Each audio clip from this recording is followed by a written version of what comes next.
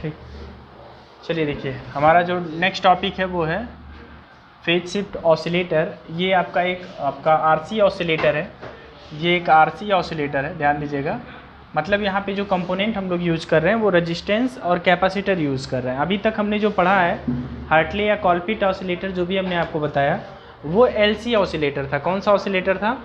LC oscillator. तो ऐसा क्या हुआ एलसी ऑसिलेटर के साथ कि हमें आरसी ऑसिलेटर की ज़रूरत पड़ी? तो पहली बात तो जो सबसे बड़ी प्रॉब्लम एलसी ऑसिलेटर की थी, फ्रीक्वेंसी इनस्टेबिलिटी, मतलब फ्रीक्वेंसी पे प्रॉपर स्टेबिलिटी नहीं थी या पुअर वेव फॉर्म था।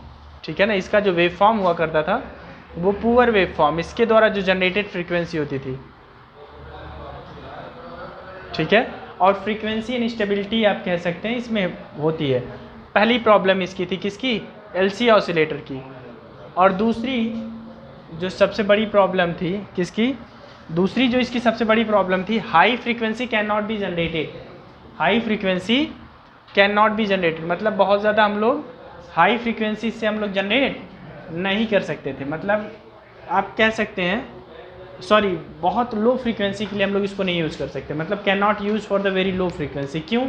क्योंकि इसको मैं थोड़ा सा can not use for very low frequency. कारण इसका क्या होगा? देखिए हमने अभी तक जो भी फ्रीक्वेंसी का फॉर्मूला पढ़ा वो क्या पढ़ा? 2π√LC। अगर हमें लो फ्रीक्वेंसी करना है तो एल और सी की वैल्यू हमें क्या करनी होगी? बढ़ाने से ये इतना बल्की हो जाएगा, सर्किट इतना भारी हो जाएगा कि हम उसको जो है फिलहाल जनरली यूज़ नहीं कर पाएंगे। ठीक है ना, एल और सी का मान बहुत बढ़ाना पड़ेगा ताकि फ्रीक्वेंसी कम होती है। बहुत लो फ्रीक्वेंसी के लिए हम इसको यूज़ नहीं कर सकते। तो इसके जो दो डिसएडवांटेज थे वो यही थे, poor wave form, frequency instability, और low frequency can not be generated. ये आप कह सकते हैं बहुत लो फ्रीक्वेंसी पे इसका प्रयोग नहीं किया जा सकता लो फ्रीक्वेंसी के लिए। कारण क्या था? बल्की हो जाएगा, इंडक्टर कैपेसिटर का साइज इतना बढ़ जाएगा कि आपका पूरा सर्किट बल्की हो जाएगा। तो उस प्रॉब्लम से निपटने के लिए हम लेकर आए आरसी ऑसिलेटर। ठीक है, कि लो फ्रीक्वेंसी पे इसको चला सके। अब आरसी ऑसिलेटर जो होता है, यहाँ पे फेज शिफ्ट का सबसे बड़ा गेम होता है कि फेज शिफ्ट कैसे लाया जाए 180 डिग्री का। जनरली 180 डिग्री का जो फेज शिफ्ट है वो ट्रांजिस्टर तो दे ही रहा है, बचा 180 डिग्री। तो हमें पता है कि एक कैपेसिटर या एक इंडक्टर में हमेशा 90 डिग्री का फेज शिफ्ट होता है। सिंगल एक इंडक्टर हो या एक कैपेसिटर, इसमें कितने डिग्री का फेज शिफ्ट होता है? आइडियली इतना होता है, लेकिन आइडियल कोई चीज़ तो होता नहीं है। तो थोड़ा बहुत तो आपका जो है क्या होगा? कम होगा। ये मान लीजिए 89 है, 87 है, जो भी है, थोड़ा बहुत कम होता होगा। तो हमने क्या पाया है, आपको पता है कि अगर आरसी सर्किट एक आपके पास है, मान लीजिए एक आरसी सर्किट है, ऐसे मान लीजिए हमने एक ले लिया आरसी सर्किट, ठीक है ना। अगर मैं पूछूं आपसे तो इसके लिए इम्पीडेंस क्या होगा? Z = R+J,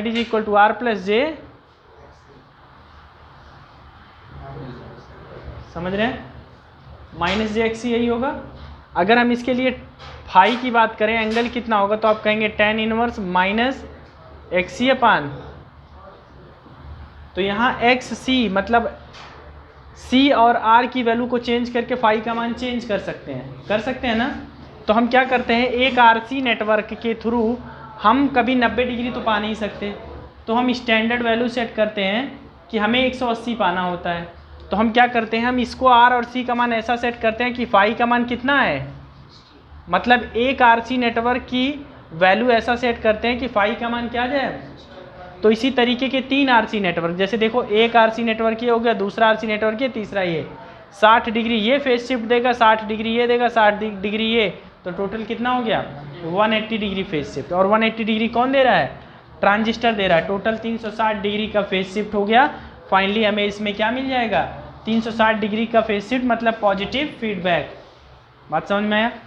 इसमें कोई कन्फ्यूजन तो नहीं है? ठीक है।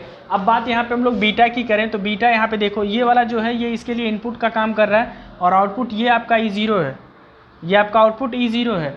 तो अगर हम बीटा की वैल्यू लिखना चाहें तो यहाँ से ये आपका जो है E0, इसका जो EI जो इसको इनपुट मिल रहा है अपान E0, ये बीटा फ्रैक्शन की वैल्यू हो जाएगी।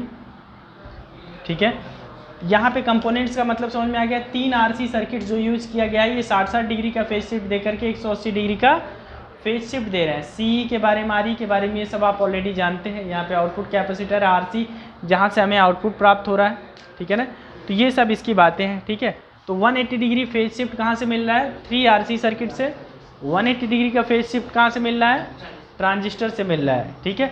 अब देखिए इसके जो कुछ एडवांटेज हैं कि ये जो है फिलहाल इसमें किसी भी प्रकार का इंडक्टर हमें मतलब ट्रांसफार्मर नहीं यूज़ किया जा रहा है, मतलब इसको हम PCB पे बना सकते हैं। जहाँ ट्रांसफार्मर या इंडक्टर यूज होता है, ऐसी सर्किट को हम PCB पे नहीं, चिप पे नहीं बना सकते हैं ना, चिप पे नहीं बना सकते, बात समझ रहे हैं ना। तो इंडक्टर सर्किट नहीं होना चाहिए, ठीक है। और ये आपका गुड फ्रीक्वेंसी स्टेबिलिटी प्रोवाइड करता है, फ्रीक्वेंसी स्टेबिलिटी अच्छी होती है और स्मॉल आउटपुट होता है, ये इसका डिसएडवांटेज है। और इसमें ऑसिलेशन स्टार्ट होना बड़ा डिफ़िकल्ट होता है। इसमें जब ऑसिलेशन स्टार्ट होना होता है तो बड़ी डिफ़िकल्टीज़ के साथ स्टार्ट होता है। जैसे टैंक सर्किट में नॉर्मली इजीली स्टार्ट हो जा रहा था, लेकिन वहाँ यहाँ पे ऐसा नहीं होता। यहाँ पे टैंक सर्किट नहीं है, यहाँ RC सर्किट है। तो इस बात का आप ध्यान देंगे। एडवांटेज इसके कुछ हैं, डिसएडवांटेज भी हैं। तो आप जो है फ़िलहाल इसकी जो है सर्किट की जो फ्रीक्वेंसी होती है उसकी स्टेबिलिटी अच्छी होती है, पहली बात, ठीक है। और बहुत कम फ्रीक्वेंसी जनरेट कर सकता है, मतलब it produce very low frequency, transformer की नीड नहीं होती। ये सब इसके एडवांटेजेस में आ जाएंगे, ठीक।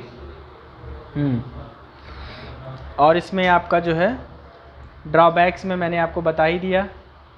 इसके लिए जो फ्रीक्वेंसी का फॉर्मूला होता है वो क्या होता है, 2πRC/√6। ये ध्यान रखिएगा, ऑसिलेशन फ्रीक्वेंसी का जो फॉर्मूला होता है 1/2πRC/√6।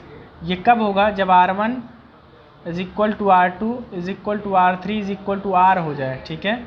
और C1 = C2 = C3 = C हो जाए। इस कंडीशन में जो फ्रीक्वेंसी ऑफ ऑसिलेशन का फॉर्मूला होता है वो ये होता है, इंपॉर्टेंट है। मैं इसमें आपको डिटेल कुछ नहीं बता रहा हूँ, डिटेल इन द सेंस क्या, ये ड्राइव करके नहीं दिखा रहा हूँ कैसे आया, ड्राइव करके लाया जा सकता है, ठीक है। बट आप ध्यान रखेंगे कि ये चीज़ होता है। तो कुछ नहीं, अंडर रूट में यहाँ पे जो आप देख रहे हैं ना, यहाँ पे R1 R2 ये वैल्यू डायरेक्टली पुट कर दिया जाता है, ठीक है ना, सारी वैल्यूज़।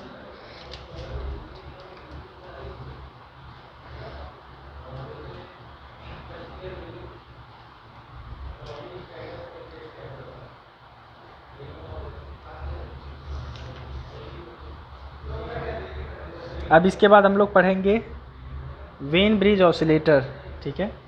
आपको पता होना चाहिए कि वेन ब्रिज ऑसिलेटर, यहाँ पे बीटा उटा की वैल्यू ये जो है इसको आप ध्यान रखिएगा, किस तरीके से ये 180 डिग्री का फेज शिफ्ट देता है RC नेटवर्क द्वारा, ये भी आप ध्यान रखेंगे।